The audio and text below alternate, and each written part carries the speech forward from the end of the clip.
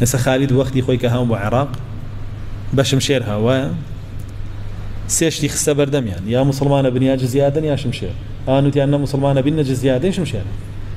ئەو شمشێرەی خالید بوو بە ڕەحمەت لەو کاتەوە 1400 ساڵە هەتا ئەمڕۆ بۆ ئێمە ژیاننا بوو وایە حتا ئێسش کە ئێمە لەو ڕەحمەتی ئیسلامین هەمووی شمشێرەکەی خالیدیانە شمشێرەکەی خالید نەبووە ئێستا هەر کۆیلایەتیمان بۆ کیسرا و بۆ ڕۆمەک وەکو چۆن هەندێک کەس ئەو کۆیلایەتیان هەڵبژاردوێتەوە هەرچوونەتەوەی کەن لە کوفار و مشریکینی وڵاتەکانی خۆمان بەڵام ئێمە مەمنونی سەحابەین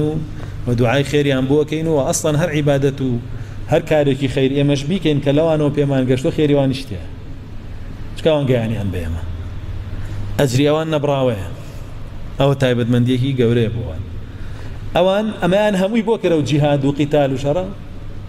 ڕەحمی ئەڵڵایان نەویست هەم بۆ خۆیان هەم بۆ خەڵکیش و کارەکەی خۆشیان لەو پەڕی چاکیا کرد ئەڵڵا جەل جەلالوهو لێرە شایەتیان بۆدا